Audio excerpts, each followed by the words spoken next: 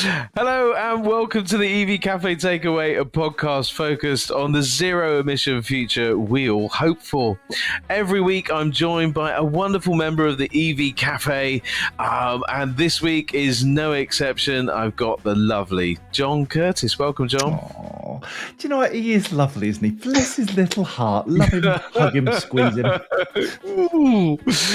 And do you know what? The important bit, though, John, is that we get to talk to the innovators, pioneers, and collaborators in our industry, and wonderful people like Stuart Middleton that only come along once in a while. And he's here today. Fantastic. Welcome, Stuart. Hello, everybody. Hello. Thank you for having me on the show. Hey, listen. That's very kind of words from you for you there, Paul, by the way. I don't think anyone's been so kind to me. Whatever. Not really. This could be an interesting podcast. We better hug him, squeeze it. Well, we'll reach around. We'll reach around and give him a big old hug. Now, so Stuart, you are now the managing director of Intervl, which is a brilliant recruitment consultancy. I've never been a fan of recruitment consultants. Never really. I've always found them very you're probably irritating. not the only one. No, I know, but I have had. I've never directly worked with you, but I know a lot of people that have, and rate you guys extremely highly. And to get to where you are today, it kind of says to me that there's been a journey that has brought about that commitment. Talk to me about the Stuart that was like when you were in school. What were you inspired to do? What were you aspiring for in life? How did all of that world sort of come about? How was Stuart formed? Yeah, wow. Okay, so I think school for me was an interesting experience. I think like many people, it's something we have good times and we have our bad times. And for me, I didn't conform, or I always felt like I didn't conform to the usual way of working at school. I think if I look at my latter years of school, obviously I stayed on after GCSEs and did my A levels, and whilst that was all good, and it was a great thing to do, for me it never felt like it was my place, if that makes sense. So and I was kind of, I wouldn't say pushed there, but I was kind of guided there by my parents. So, they had their best interests in mind, and I respect them for that. But for me, I got to the end of my sixth form and A level years, and I think at that point, I knew at the start that I wasn't going to be going on to further education, to university. And if I had gone, I probably would have gone for all the wrong reasons. I was playing a lot of rugby at the time, so the idea of going to university and just playing rugby for university and the socials was the draw, and it was the only draw, for all the wrong reasons. So I decided at that point that, look, I probably won't be carrying on, but I remember having that conversation with my parents, and once again having their best interests in mind. They kind of said to me, well, if you're not going to go to university, then you have to do something respectful. You've got to make something of the world, Stuart. Come on. So I decided at that point to join the armed forces. As I said, I was playing a lot of rugby at the time. I was a lot fitter than what I am now, and my dad very quickly whisked me off and took me down the local careers centre in Luton. And I remember walking in there, and there was this massive guy who opened the door, bigger than me, and I was like, wow, this is rather intimidating. But I suppose being an 18-year-old lad, you're full of testosterone, and kind of you think a lot of yourself, and then I remember walking in and he said to me, "You want to join the armed forces, do you, boy?" And I said, "Yeah." "Yeah, I think so." He said, "Who do you want to join? Is it the army? Is it the navy? Is it the RAF?" And I just said, I remember saying, "Who's the toughest?"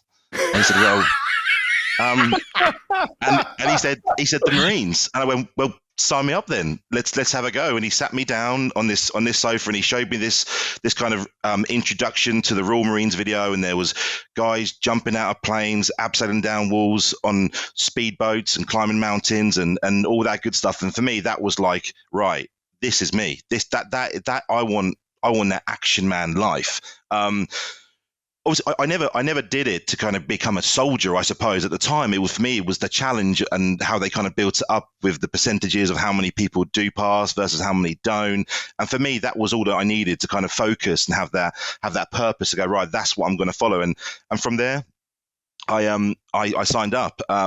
Unfortunately, I had a setback not long before I was due to join, actually, from the training and getting fit. I actually tore my meniscus in my knee and had to have surgery, which then resulted in they wouldn't accept me for 12 months to after the surgery. So then that kind of put me back quite a lot, which was rather disappointing. But hey, I stuck at it and got through it, got fit again, and then joined basic training. Which was probably still today, if anybody asked me kind of what was your best job or what was your best experience, to me, Royal Marine basic training set the tone for everything else in my career. You are thrown into the lion's den day one. Effectively, you get your date to join. You have a list of things you got to pack, and you got to go suited and booted. And you go on this. I had to go from Leighton Buzzard, where I live, into London, down to Paddington, all the way to the Royal Marine training camp in Lympstone, Devon, and you get off this rickety old train that takes you right into camp. It's like something from like World War One, and suddenly there's this drill sergeant literally just standing there, and he's lined you all up, and it's literally like the shock of capture. You are thrown into it immediately, and you have to stand there, and they're already starting to kind of get quite loud and intimidate you, and it's all there for that kind of shock of capture anyway, and that's where the journey really started. And for me, then obviously completed basic training. Once again, I always had a problem with my knee from previous, so I for anyone who doesn't know, it's a 32-week long training course. It results in the last week of the training. You have to do 4 commando tests, which are really rigorous training assessments physically. And on the second to last test, because it's 4 tests over 4 days, I ruptured my anterior ligament in my knee. So I was part of my original troop. I think we started with 64 and we got down to 12 originals. So I was one of the 12 originals. Wow. Then ruptured my ligament. Had to have surgery again. This one was more of an attachment of a ligament back to the bone, because I fully pulled it off. And they put me in what they call Hunter troop, which is basically a rehab troop, and that's hard going, because you lose the original guys, you lose everything, all the credibility you built with your training team at the time, and it takes a lot then to kind of really motivate yourself, especially at that end of training. I got to that was my last thing. If I'd have done those tests, that would have been the moment of, there's your green beret, pat on the back, you're part of the boys club now. So from there, I obviously had my surgery, got fit, managed to get back into training again, complete the last test, and then passed out with something called the King's Badge Award, which was an award for the best all-round recruit in training, which is once again, it's one of my biggest achievements for me at the time, because it's the pinnacle of what you're trying to achieve. And then from there, served 5 years in the Royal Marines, did tours of Afghanistan, went out to Norway, did all my mountain training and specialist training as well. And as I said, I think the military for me was one of the best things that I ever did, because it enabled me there's so much structure in the way that I operate. There's a high sense of professionalism in the way that you operate, and expectations, especially in the Royal Marines. There was an ego that you had to have, and it was, professionalism is number one, and look after each other. And I carry that all throughout. And, I was subject to some amazing leaders in that time, people who kind of captains and majors who really inspired me.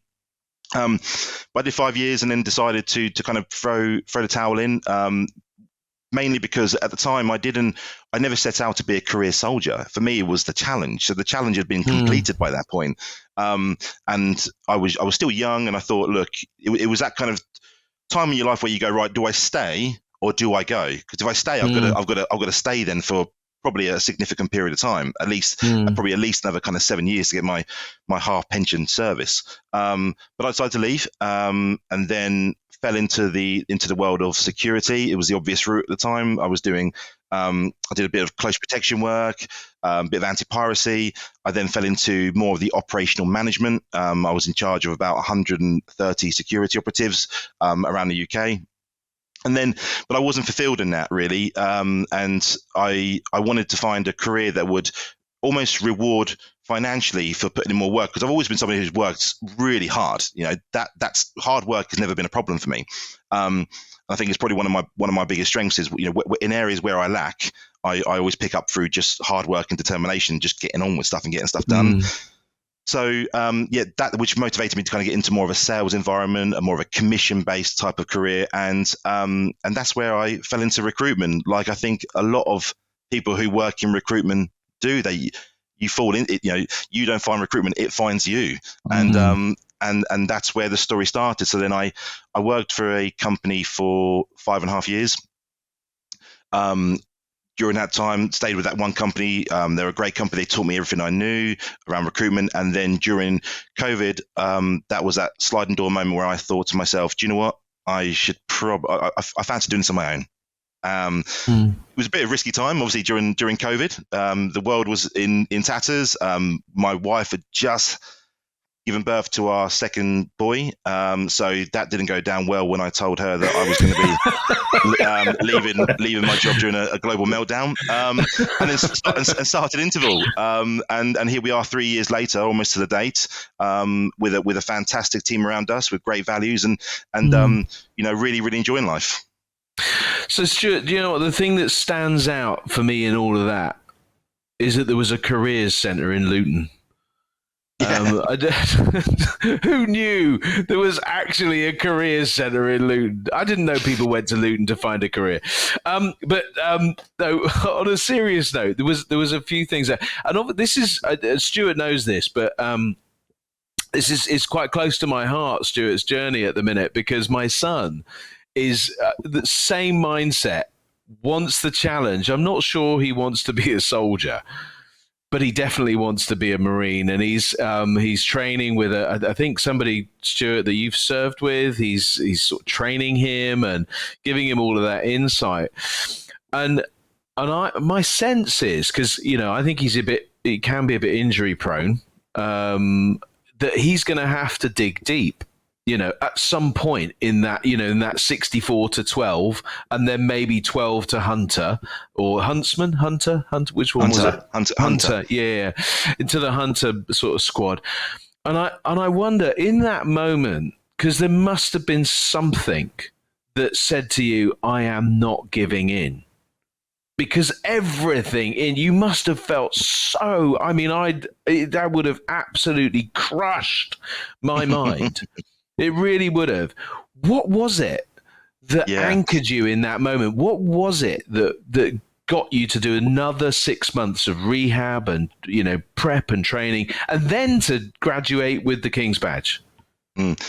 Yeah, I think. Well, firstly, I think when that happened, it was the first time that I've ever called my mum up and cried down the phone to her and said, "Mum, it's over. This has happened." And because I think it was my second injury, it kind of upped the ante a little bit as well. And I knew how hard it was to recover from the first one, and I knew what was ahead of me at the time. Although it was only a small period of time that I had to get through, I knew the physical test that I was going to have to put this knee through again. But I think there is a certain mindset that you have to do these things. I don't know what it is. I don't know where it comes from, but you've got to want something, and you're doing it. For me, I felt like I had to prove it. I'd said to everybody at that point that I was going to do it. I was determined I was going to do it. So I think there's a mixture of that kind of inner fire that I had, and also the kind of feeling that I had to do this for everyone else that kind of was waiting for me to do it. And I just wasn't going to fail. And I think I've always kind of done that. And if I look back at everything I've ever done, I mentioned it earlier on, you don't have to be the best at everything. You don't. And for me, getting the King's Badge Award, and if I look back now, I was never the fastest runner. I was never the fittest person. I was never the strongest. I was never the best soldier or the best person who could use a weapon or leader. But I think that if you try hard in every element you do and give it your best, success is going to come as in one form or another. And for me, that was the kind of, I suppose, the epitome of just putting in 100% all the time and being proud of what you do. And I think that people should remember that you don't always have to be the number one, but as long as you're giving it your best, good things come to those people. So a former colleague of mine said, the harder you work, the luckier you get. Yeah. And it's kind of like that, isn't it? I think, yeah, and people, it's interesting, lucky. We talk about lucky here at work, and I think that you do create your own luck. If you're willing to kind of go out there and put yourself out there and network, is in the commercial world, and speak to people and listen to people and take advice and criticism, then good things come, right? Absolutely. So good things come, and you started Intervl during COVID. Tell us, Intervl has an unusual spelling, an unusual graphic. Where did the name come from, and why do you do it that way? I knew you were going to say that, John. I knew you were going to say that. It's a great question. Well, fortunately, I'm prepared. So effective. So when I was kind of trying to think up a name, I think it's for anyone who started a business, you can get really wrapped up in what we're going to call ourselves, how we're going to do things. And for me, I was more focused on where we want to be as opposed to what we're going to call ourselves. So my friend is a designer, and we started kind of throwing some names around. And I said I wanted something that was going to stand out, that would be, but not look like a recruitment company from the outset, make people question it. So he played around with a few words, and we came up with Intervl. And Intervl was effectively the period of time that we're in right now. Okay, it's the interval in time between the old and the new. The carbon world and the non-carbon world. So effectively, that for me is where we kind of sat. So it's not an obvious thing, but that's something that is important to us. The reason why we dropped the A on the logo was purely to make it stand out. It was quite the on-trend thing to do at the time. And to be honest with you, I would love to be able to give you some kind of really fancy answer to that, guys. But I really can't. And that is as simple as it was. And we sat in the bedroom and went, right, let's just go with it. And then let's move on and focus on actually building a business. And you're absolutely right, aren't you? Because what you're really good at is the people thing. So what you call it really doesn't matter. Your superpower is people. And it strikes me as a real contradiction that you've got somebody who worked, trained, learned to be the professional killer, if you like, who becomes this gentle, caring, incredibly empathetic human being who just wants to deliver for everybody else, for other people. It's not about Stuart Middleton. It is always about the companies you work with and the individual candidates that you work with. Where's that come from? That gentle, soft, the big bear kind of guy? Yeah, no, look, I'm a 6'4" guy, and even we have feelings, and not true. No, that's rubbish. I think it comes down to personality. Okay, you can have all the training in the world and go in a certain direction, but it comes down to who you are as a person.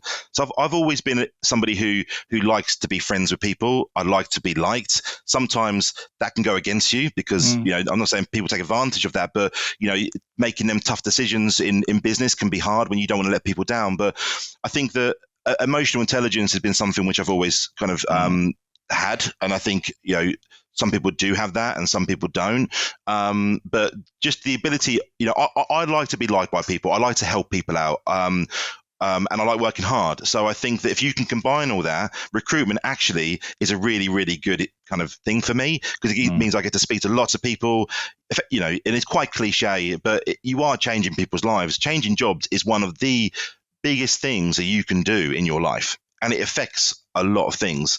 So I think that, if you combine kind of who you are and try and find a career that fits that, then here we are. And all of that seems to make sense, right? I get from obviously having now spoken with a few Marines and kind of gone on the journey with JJ a little bit to kind of build that picture. You are very tight with one another. You have to have each other's back. There has to be an element of emotional intelligence, because that's part of what drives you guys as a team, right? To overcome, to be the best, to look after each other, to have each other's back, that type of thing. And so that kind of naturally follows through. But I suppose the question for me then was this whole world of decarbonisation, the going green bit, and you've taken a slightly different slant on serving that sector of the market by ensuring. Why is it that sector of the market that stood out for you? Why is it the green tech element? Yeah, look, I have to be honest with you. When I started my recruitment career, I was working for an IT technology business. And if you go back kind of like, I've been in recruitment almost a decade now, and at the time there was a lot of talk around autonomous vehicles and driverless cars and how that was going to change the world and the benefits that would come with that. I ended up kind of working on a client that was actually just around the corner, a company called at the time they were called the Transport Systems Catapult. They're now called the Connected Places Catapult, and they're there to facilitate innovation within mobility. So I did a huge amount of work with those guys, and that's where the love started to come. And I thought, you know what, this really interests me. And as the world of kind of autonomous vehicles went into more of the world of decarbonisation of transportation and how do we move people and goods more smartly and more efficiently, i.e. the world of mobility as a service and different mobility methods, I just got addicted and I loved it because I think it was something that you could see a change happening immediately. We use our vehicles every single day. And whilst decarbonisation on the whole, you know, whether it's your home or your businesses or wherever it is, for example, you know, you don't look at the boiler that's in your cupboard, okay, but you do look at the car that's on your drive. And I think that for me, seeing that direct change happening was something that I wanted to be part of, and it just spiraled from there really. And what I found was that there was a community very, very quickly of a lot of dedicated people looking to change, and I just wanted to be part of that group. And I think, you know, if I think about the relationship I got with you guys and with the clients that we've got in industry, real game changers, leaders, influencers in what they do, you need those sorts of people to create change, and passion really, really is vitally important. And I was like, I've got the same passion as you guys, so I want to be part of it. How can I be part of it? Because really, at the time, recruitment, you know, working for an IT tech business back in the day, you were placing software developers, not into clean tech companies, for example. And I just found this love that all I wanted to do was work with companies that were doing a positive or having a positive impact on the planet. So that's kind of where it all started, really. As you know, and a lot of people forget this, you know, yes, we do a lot of work with within the world of EV charging and e-mobility, but we do a hell of a lot more.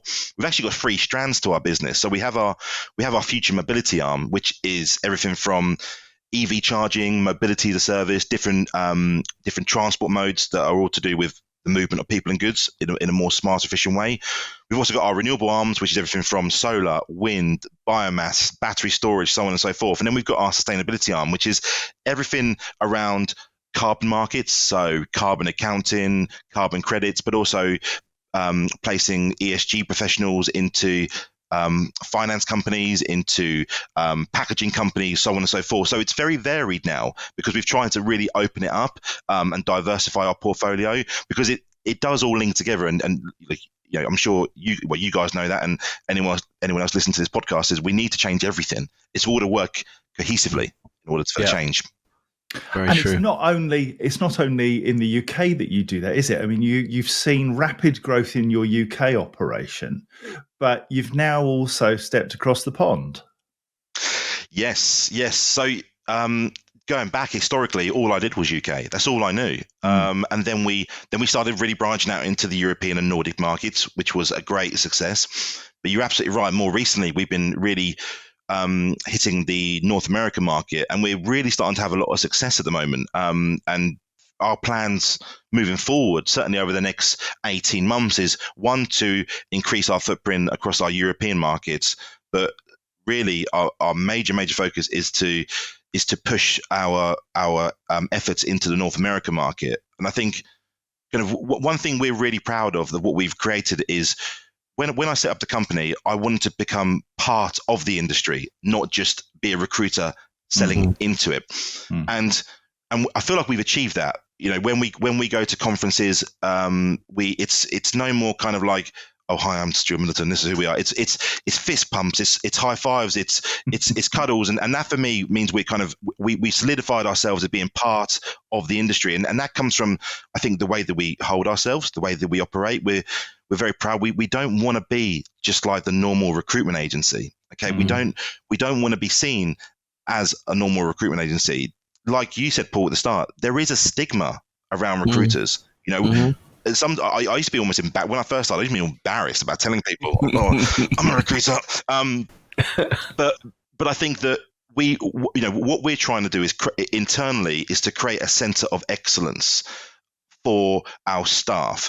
What do we mean by that? We mean we want to create legends within the industry. We want every single person who works within this company to be recognised as an expert in their field. So, we're not just trying to work with everybody out there. Okay, the companies that we work with have to share the same values as we do. We don't want to be held at arm's length from a company. We want to be adding value more than just putting bums on seats to companies. So we want to influence decisions. We want to contribute on the decision making. We want to add value in wherever we can do. And I think we've achieved that so far. But what's really important to us now is, yes, we want to increase our geographic regions, but I could go out and hire 10 people tomorrow if we wanted to. But for me, finding the right people for the organization is critical, because, I think if we look at the professionalism and where you kind of go for the Marines, I used to look all around me and there wouldn't be a single person in the room that I wouldn't go on that battlefield with, whether I liked them or not. Professionally, okay, I trusted everything they did. So if I wasn't here, I know they'd show up, they'd do whatever they needed to do, and they've got my back. The guys I've got in the business right now, I know I have that team. Okay. And if, for anyone who wants to join us, we have to make sure they hold them similar values, because if we've got this reputation that we like to think is great out in the industry, it can be shattered in an instant with the wrong person. So that's why we're taking baby steps, but we punch well above our weight, and I'm proud of that. Considerable weight as well. Yeah, exactly. I was going to say that's the biggest baby I ever saw, but I think you summed it up. I mean, what I think we as EV Cafe have fallen in love with, and genuinely we love you guys, and you, your brother, the rest of the team, those that we've met, instantly recognizable as Interval, as instantly recognizable that mindset. So what you've done, and again, coming back to that Marines background, that it's all about, you said, I'm not the fittest, you have to be like in the top echelons of fitness. You have to be, but it's not about that. I had a piece of advice that was given to me to pass on to Jaden for somebody that had clearly been in the Special Forces for some time. He was out at that point, and he just said, it was one of those really spooky kind of people. He said, I'll find you on social media, but you won't find me. It was like, ooh, okay. But he said, it's all mindset. That is where your battle is won and lost, if it's in your mind. And what you've done, it seems to me, is bring that mindset to your people. And I think the thing that really kind of linked us was that deep empathy you have for the human race. That real care for your fellow man. And it's, in recruitment, I think that is like, other recruiters must look at you and think you've grown an extra head, because it's like, well, how can you care about people? You just move them through, but you do. Where did that come from? Where does that real care and passion come from for the human being? Yeah, I think I've always been told, treat people how you want to be treated. So I think that's always stuck in me. It was kind of always put in me by my dad. It was very much a case of, look, you show up well, you act professionally, and you treat people how you want to be treated, and you treat people with respect, because respect is earned. It's not just given. And I think a lot of people tend to forget that these days, is that, life is not fair. And there's a big bad world out there, and I think sometimes you have to kind of remember that, in order to get what you want, you have to be willing to kind of put yourself out there and work hard. Now, the empathy piece, I think that's just down to kind of I don't know the answer to that. It's just who I am. But, we always try and build close relationships with everyone that we work with. I do feel very fortunate because people do come to us sometimes, and I've had it countless times where people have said, "Look, Stuart, I've been offered this opportunity, or I'm speaking to so and so. Do you think it's right for me?" And I have to be honest. In some cases, yes, absolutely, go for it.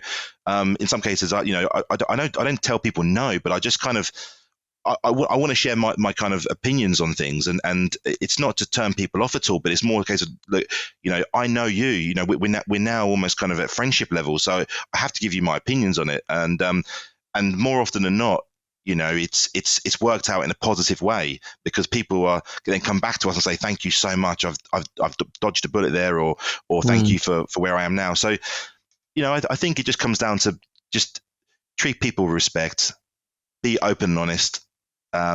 Be open to take criticism as well, and be genuine. Be genuine. Don't try and be someone you're not. I never have done. What people see here is what I am. I wear my heart on my sleeve. I don't change for it.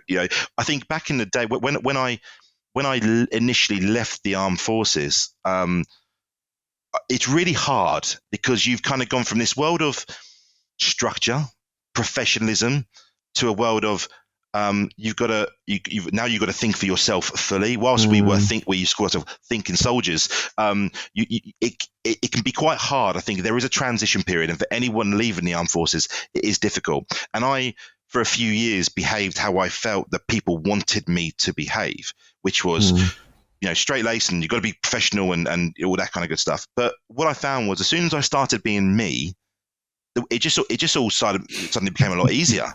And now I won't change for anybody, and that's just the way it is. Yeah, like that. Amen is all I say. Absolutely. Success, my friend. What does that look like for you? Because you're a man clearly on a mission. You've come in, you've changed the way that the industry operates, and you're setting the benchmark for how people find those challenges, how companies get the right people, and you're starting to grow internationally. What's the end game for you? What does success look like? Is it build this business and retire at 45 and go live on a beach somewhere? Or is it this inner drive to always deliver something, and you'll be doing this until the day they nail you down in a box?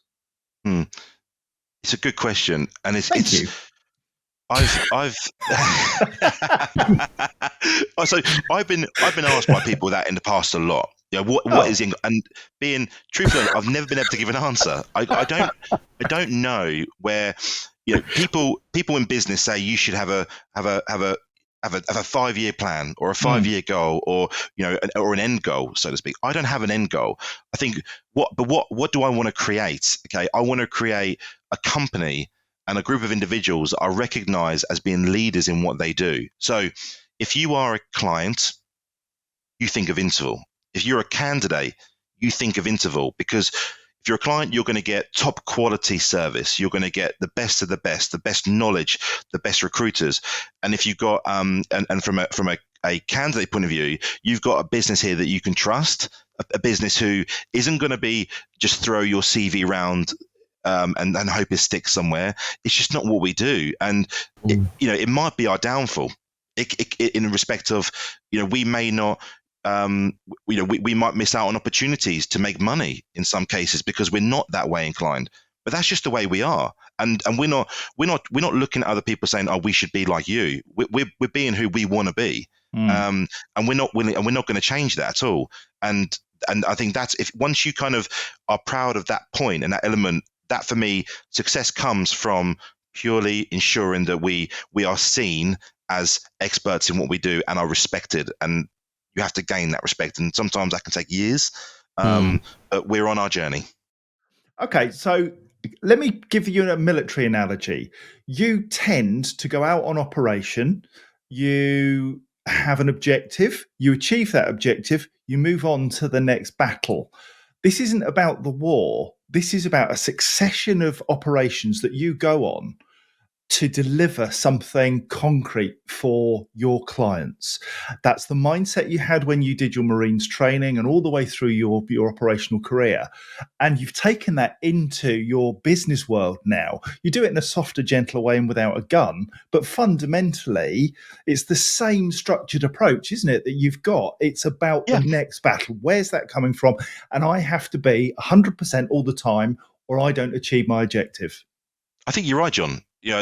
I might have to take that myself. Thank you. But you're right. I think that it's very difficult for me to kind of look that far ahead and say, look, here's the exit plan because it's what we want to do.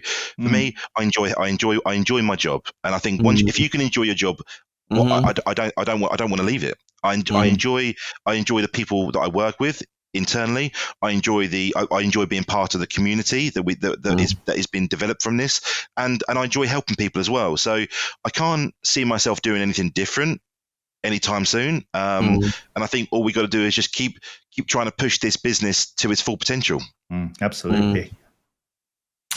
So, Stuart, I want to pay you the highest compliment I can in many respects, because, as I look at my son, who is about to embark on this journey, everything in me as a dad, because you've done tours of Afghanistan. We haven't gone there today in terms of being shot at and having to deal with the fallout of being in the theater of war and all of those kinds of those sorts of things. But imagine me as a dad now thinking, actually, my son could be into those situations. You guys were front and center of just every action, right? Right, let's get started. Who are we going to send? Of course, we're going to send the Marines. We're going to put those boys out front and center. That scares me as a dad, to think that my boy is going to be in that kind of situation.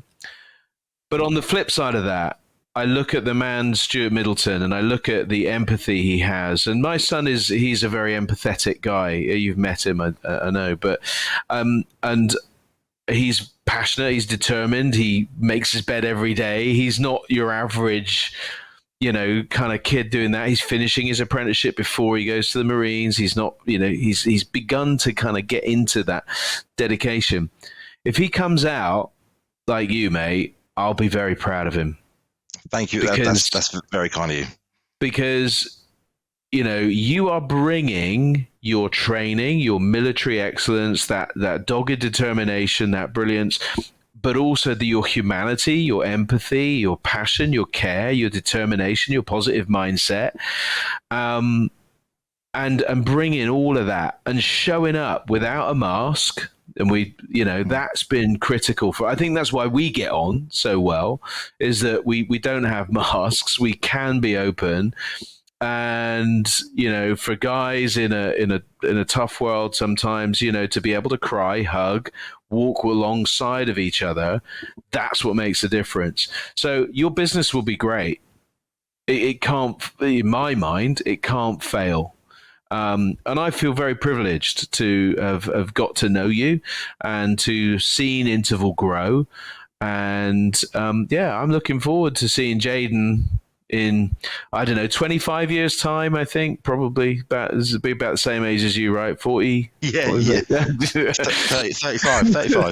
Oh, sorry, a lot less than that. Must have been a hard paper round. Yeah, it was.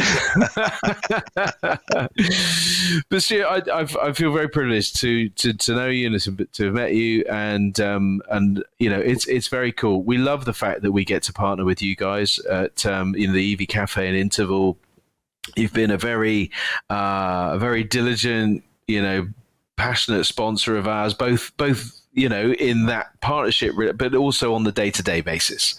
So we're very grateful. And what would you say to someone listening to this? I think you said it early on, but I'd like you to kind of sum it up. But to people that are sort of aspiring in business, aspiring, to go into the future, what advice would you give them? Be genuine. Follow your passion. I think they're the two of the best things. Be yourself. Don't try and be anyone you're not. Be willing to work hard. Be willing to sometimes have to flex if you need to. I think sometimes working in recruitment, I speak to a lot of people who are always just looking to go on the up. They want more, and I try and kind of remind people that sometimes it's more than just about the money. It's about what you really, do you realize, jobs, our employment takes up all of our time. We spend more time with our work colleagues than we do with our family. So make it more than just about money sometimes. Whilst money these days, with everything that's happening around the world is equally important. But I think if you've got a passion for something, follow your passion. You'll get so much more enjoyment out of work if you can do that. The rest comes. Okay, the rest comes. And also don't accept anything second best. If you're unhappy, why are you unhappy? Can you change it? Be honest, speak to people. And if you can't change it, then it's probably a time to move. But don't just jump ship without having conversations, because you'll be amazed by what can come just by opening up to people and being honest, because we're all so focused on a mission or on a pathway that sometimes those things can be lost in translation. And sometimes managers have to take a bit of a rain check themselves to look at actually, are the people around me happy? And I think that, sometimes we all need reminding. Okay, when we're in, anyone in a leadership role, the people who are underneath you, just keep an eye on them, but also be open to listen. And I think listening is probably one of the most understated skills in life. Yeah, you got to listen to what people are actually saying, and sometimes saying nothing is also good. You don't always have to comment; just listen. Brilliant. Thank you. That is so helpful, and I think people can take that away and take that to the bank. Actually, yeah, because that's a good way of living. John, that final few words sits so nicely with how I was going to sum this up, because when I saw that this chat was going to happen, I thought, Stuart Middleton, Paul Kirby, John Curtis, 3 people who don't know what silence sounds like because we rabbit so much. This is going to go on for a very, very long time and will be brilliant, but none of us speaks in, 3 words if 1,000 will do. But what you've just said there about shut your gob and actually listen to people, 2 ears, 1 mouth, use them in that proportion, is so key. And that's what we all have. There have been times over the last 3 years that we've known each other where you and I have just picked the phone up and talked. And I've talked to you and offloaded, and you've talked to me and you've told me about stuff that's going on. And Paul, I know you and Stuart have that relationship too. We're there for each other. Just like in the forces, we may not wear the uniform, but the brotherhood is there. It's strong. And I know that you share that with so many people in the industry, because we all value not just the business that you operate, but you, the man. So Stuart Middleton, hats off to you, my friend. Thank you.